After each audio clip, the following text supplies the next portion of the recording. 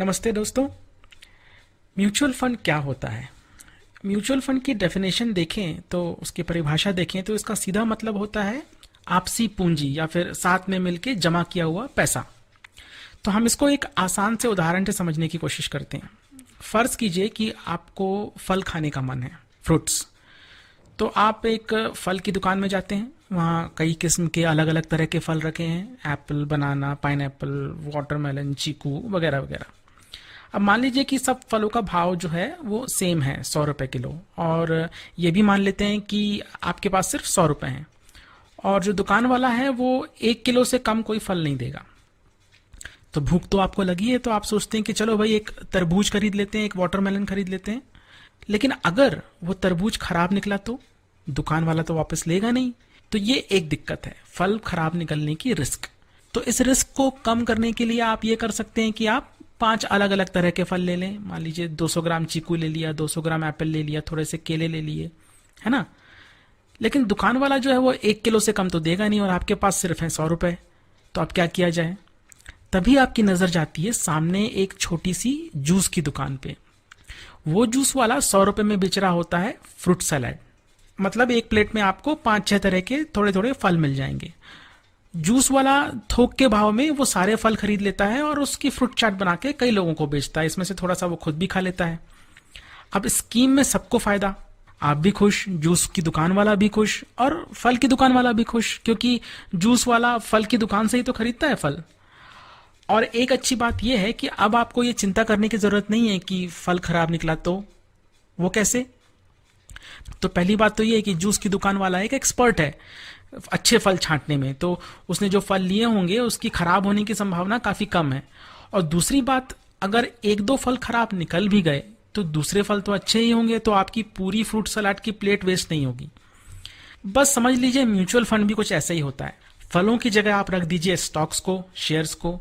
फल की दुकान हो गई शेयर मार्केट और जूस की दुकान हो गई mutual fund company.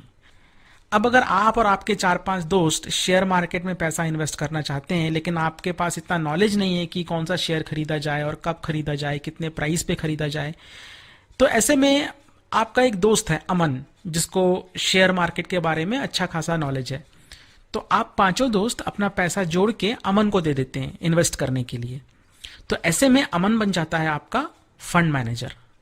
Mutual fund company आपके जैसे इन्वेस्टर से पैसा इकट्ठा करती है, उसको पूल करती है। म्यूचुअल फंड में होता है एक फंड मैनेजर जो कि स्टॉक मार्केट एक्सपर्ट होता है।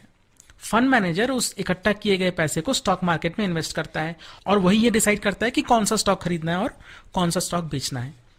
दूसरी बात, जैसे हमारे जूस वाले एग्जाम्पल में हम पूरा का पूरा तरबूज खरीदना नहीं चाहते थे क्योंकि हमारी जरूरत थी सिर्फ वाटरमेलन की एक स्लाइस, वैसे ही काफी सारी कंपनीज ऐसी होती हैं स्टॉक मार्केट में जिनके एक शेयर का भाव बहुत ज्यादा होता है। जैसे एमआरएफ कंपनी है, उसका एक शेयर आज 60-70 हजार का है और अगर आप सिर्फ 1000 रुपए निवेश करना चाहते हैं तो एमआरएफ कंपनी में तो शेयर मार्केट में डायरेक्ट नहीं डाल सकते, लेकिन आप ऐसा म्यूचुअल फंड खरीद सकते हैं जिसने एमआरएफ के शेयर्स अपने फंड में लिए हुए हैं।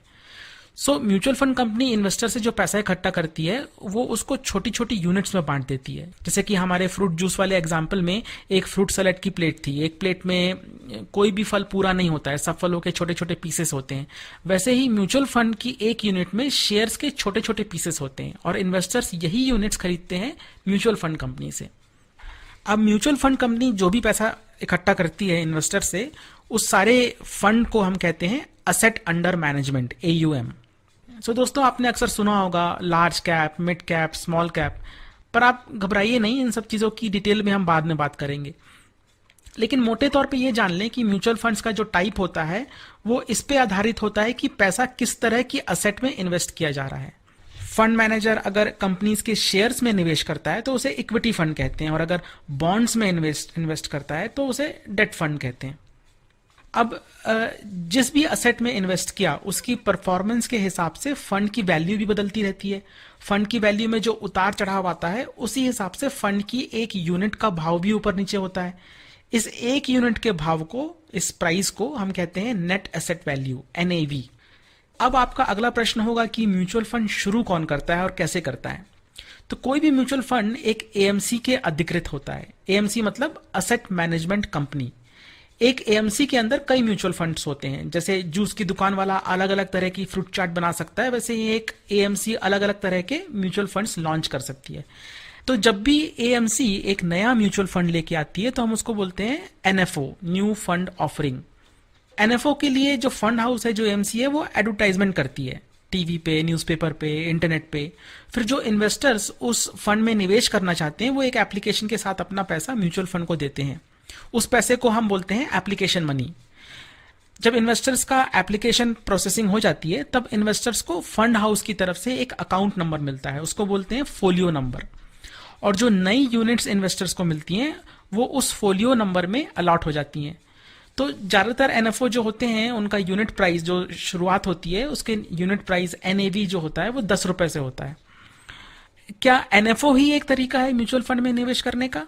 नहीं, आप मौजूदा म्यूचुअल फंड्स में भी इन्वेस्ट कर सकते हैं। तो जब आप एग्जिस्टिंग म्यूचुअल फंड में निवेश करते हैं तो आप उसके उस समय के एनएवी प्राइस पे यूनिट्स खरीदते हैं और आपका पैसा फंड के एयूएम, असेट अंडर मैनेजमेंट में जोड़ दिया जाता है। तो जितनी यूनिट्स आपको मिलती हैं वो फंड की टोटल यूनिट्स में जुड़ जाती हैं। तो ये बात ध्यान रखिए कि फंड का जो एनएवी है वो नए इन्वेस्टर्स के आने से बढ़ता नहीं है। नए इन्वेस्टर के आने से टोटल यूनिट्स की संख्या बढ़ती है। एनएवी बढ़ता है उस फंड के शेयर्स और बॉन्ड्स के जब प्राइस बढ़ने लगते हैं तब एनएवी बढ़ता है। तो चलिए अब जानते हैं कि म्यूचुअल फंड्स को बेचा कैसे जाता है। अपना पैसा अगर आपको बाहर निकालना है तो वो कैसे करते हैं। तो जब इन्वेस्टर्स म्यूचुअल फंड से पैसा विड्रॉ करते हैं तो उसको बोलते हैं रिडेम्पशन। म्यूचुअल फंड को बेचना बहुत आसान होता है। जब आपको पैसे की जरूरत हो या फिर कहीं और निवेश करना हो तो आप अपने फोलियो में से कुछ यूनिट्स बेच सकते हैं। बेचने के समय जो भी एनएवी होगी उस यूनिट की, उसके हिसाब से आपको पैसा मिल जाएगा और जितनी यूनिट आपने सेल की हैं उतनी यूनिट आपके फोलियो में से घटा दी जाएंगी। कुछ म्यूचुअल फंड्स में एग्जिट लोड भी होता है। ये एक तरह की फीस होती है जो म्यूचुअल फंड लेता है आपसे। जितना आपने फंड बेचा है उससे उसकी 2 से 4% तक की ये एग्जिट लोड हो सकता है। तो चलिए एक उदाहरण लेके संक्षिप्त में इस म्यूचुअल फंड को खरीदने बेचने की पूरी प्रक्रिया का सारांश हम समझने की कोशिश करते हैं। माना कि आपने एक म्यूचुअल फंड में 15,000 रुपए निवेश किए हैं और उस म्यूचुअल फंड की एनएवी है 15 रुपए। तो आपके फोलियो में 1,000 यूनिट्स अलॉट हो जाएंगी। अब मान लीजिए 6 महीने के बाद कि उसकी एनएवी बढ़ के हो गई 20 रुपए। अब अगर आप फिर से 15,000 निवेश करते हैं उस म्यूचुअल फंड में तो नए एनएवी के हिसाब से आपको अलॉट होंगी 750 यूनिट। अब आपके फंड में टोटल यूनिट्स कितनी हो गई? 1750। और टोटल फंड की वैल्यू कितनी हो गई? 1750 मल्टीप्लाइड बाई जो नई एनएवी थी 20, तो हो गई 35,000 रुपए। अब फर्ज कीजिए कि 6 महीने बाद अब आपको पैसे की जरूरत पड़ी है और उस समय आपके म्यूचुअल फंड का एनएवी थोड़ा सा बढ़ गया है, 22 रुपए हो गया है।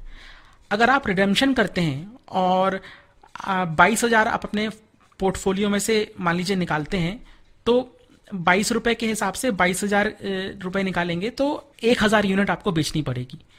और अगर मान लीजिए कि एग्जिट लोड जिसकी हमने बात की वो 2% है तो आपको 22,000 रुपए तो मिल जाएंगे और आपके फोलियो में से 1,000 यूनिट घट जाएंगी जो आपने एनकैश की।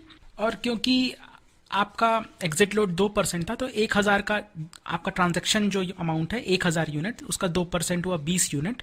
तो 20 यूनिट आपके अकाउंट में से, फोलियो में से और कट जाएगा तो 730 यूनिट जो है आपके अकाउंट में बचेंगी आफ्टर रिडेम्पशन। तो ये हुआ पूरा म्यूचुअल फंड का मैथमेटिक्स। अब म्यूचुअल फंड्स कई तरह के होते हैं। तो म्यूचुअल फंड किस प्रकार का है ये निर्भर करता है उस फंड के उद्देश्य पे। जब म्यूचुअल फंड स्कीम शुरू की जाती है तो एएमसी जो है फंड हाउस होता है उसको अपने प्रोस्पेक्टस में स्पष्ट शब्दों में ये बताना पड़ता है कि क्या उद्देश्य है उस फंड का। हम आगे के वीडियो लेसन्स में थोड़ा और विस्तार में समझेंगे कि म्यूचुअल फंड के अलग प्रकार और उनकी विशेषताएं, लेकिन अभी के लिए बस इतना जान लें कि अलग अलग तरह के म्यूचुअल फंड्स के अलग अलग गोल्स होते हैं, उद्देश्य होते हैं।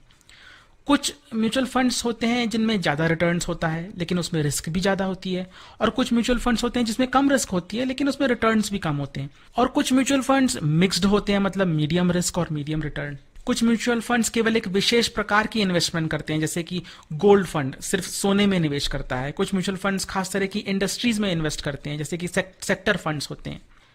तो चलिए अब बात करते हैं कुछ और इम्पॉर्टेंट फैक्ट्स की म्यूचुअल फंड्स के बारे में, जो कि एक नए इन्वेस्टर को जानना बहुत जरूरी होता है। बहुत सारे इन्वेस्टर्स म्यूचुअल फंड में इसलिए निवेश करना शुरू करते हैं क्योंकि उनको ज्यादा मुनाफा चाहिए होता है, ज्यादा रिटर्न्स चाहिए होते हैं। लेकिन सिर्फ रिटर्न्स ही पैमाना नहीं होना चाहिए म्यूचुअल फंड चुनाव करने का। अगर आप चाहते हैं कि ऐसा कोई म्यूचुअल फंड मिल जाए जो 40% रिटर्न दे हर साल, तो क्या आप इसके लिए तैयार हैं कि आपके इन्वेस्टमेंट में 40% का घाटा भी हो सकता है? इसको बोलते हैं रिस्क, पैसा गंवाने की संभावना, मुनाफे की अनिश्चितता। और अलग अलग म्यूचुअल फंड्स में अलग अलग तरह की रिस्क होती है। चलिए, तो दूसरी इंपॉर्टेंट बात है म्यूचुअल फंड की उम्र। क्या आप ऐसे म्यूचुअल फंड में इन्वेस्ट करना चाहेंगे जिसने 30% रिटर्न दिया है लेकिन सिर्फ 6 महीने पहले ही शुरू हुआ है, या फिर आप ऐसे म्यूचुअल फंड में पैसा निवेश करेंगे जो 10 साल से लगातार 20% रिटर्न दे रहा है? तो लॉन्ग टर्म कंसिस्टेंसी, लंबे समय की स्थिरता ज्यादा भरोसेमंद होती है। तीसरी इंपॉर्टेंट बात, एक्सपेंस रेशियो। अब एएमसी जो होती है वो तो एक बिजनेस चला रहे हैं, उनके पास एम्प्लॉयज होते हैं, उनको अपने फंड मैनेजर को सैलरी देनी होती है, म्यूचुअल फंड के डिस्ट्रीब्यूटर्स होते हैं, उनको कमीशन देना होता है, मार्केटिंग और एडवर्टाइजमेंट का खर्चा होता है। तो ये सब के लिए पैसा एएमसी के पास कहां से आता है? एएमसी इन्वेस्टर से फीस लेती है और ये फीस ली जाती है एक्सपेंस रेशियो के द्वारा। तो जितना भी आपका इन्वेस्टेड फंड होता है उसका एक परसेंटेज अमाउंट एएमसी जो है हर साल काट लेती है आपके फंड में से। तो जनरली ये परसेंटेज होता है 0.1% से लेकर 2% तक। अगर आप ग्रो के वेबसाइट पे जाएंगे या आप ग्रो के ऐप पे म्यूचुअल फंड सर्च करेंगे तो आप पाएंगे कि हर म्यूचुअल फंड के नाम के आगे डायरेक्ट लिखा होता है। हर म्यूचुअल फंड में इन्वेस्ट करने के 2 प्लान होते हैं, एक डायरेक्ट और एक रेगुलर। डायरेक्ट प्लान में म्यूचुअल फंड कंपनी जो होती है वो किसी भी डिस्ट्रीब्यूटर या किसी मिडिलमैन के थ्रू नहीं सेल करती है, उसमें कोई भी डिस्ट्रीब्यूटर का कमीशन नहीं होता है। लेकिन रेगुलर प्लान जो होता है उसमें डिस्ट्रीब्यूटर का कमीशन होता है, इसलिए डायरेक्ट प्लान का जो एक्सपेंस रेशियो होता है वो रेगुलर प्लान से कम होता है। मतलब इन्वेस्टर्स के लिए डायरेक्ट प्लान के रिटर्न्स हमेशा रेगुलर प्लान से ज्यादा होते हैं। इनकम टैक्स, क्या म्यूचुअल फंड पे जो मुनाफा होता है उस पे आपको इनकम टैक्स लगता है? जी हाँ, लगता है। किसी भी तरह की इनकम पे इनकम टैक्स तो लगेगा, लेकिन वो इनकम टैक्स जो होता है वो तभी लगता है आपको म्यूचुअल फंड्स में जब आप उसको सेल करते हैं, और फिक्स डिपॉजिट के मुकाबले काफी कम लगता है। लेकिन अलग अलग तरह के जो म्यूचुअल फंड्स होते हैं उनपे उनके रिटर्न्स के हिसाब से उनपे अलग अलग तरह का टैक्स लगता है। और कुछ ऐसे म्यूचुअल फंड भी होते हैं जिसमें इनकम टैक्स में बचत भी होती है, जैसे कि ELSS funds, equity linked saving scheme, ELSS. हम आगे के लेसन्स में और पढ़ेंगे, इनकम टैक्स और म्यूचुअल फंड्स के सब्जेक्ट को थोड़ा सा और विस्तार में समझेंगे। म्यूचुअल फंड्स में निवेश करने के लिए सबसे जरूरी रिक्वायरमेंट जो होती है वो होती है केवाईसी की। केवाईसी मतलब नो योर कस्टमर्स। जो इन्वेस्टर का केवाईसी प्रोसेसिंग के बिना म्यूचुअल फंड में निवेश नहीं किया जा सकता है। केवाईसी में क्या होता है? केवाईसी में इन्वेस्टर की डिटेल्स की जांच की जाती है। जांच मतलब इन्वेस्टर की पहचान, उसका बैंक अकाउंट का वेरिफिकेशन, उसका एड्रेस का वेरिफिकेशन। और ये इसलिए किया जाता है ताकि कोई अपनी ब्लैक मनी या इलीगल तरीके से कमाया गया पैसा फंड में इन्वेस्ट ना करे। तो ये केवाईसी प्रोसेस लगभग सारी कंपनीज द्वारा की जाती है जो इन्वेस्टर से किसी भी तरह से पैसा एक्सेप्ट करती हैं, जैसे कि बैंक्स और इंश्योरेंस कंपनीज और म्यूचुअल फंड कंपनीज। तो मुझे आशा है कि इस वीडियो से नए इन्वेस्टर्स को म्यूचुअल फंड्स के बारे में बेसिक्स थोड़े से क्लियर हुए होंगे।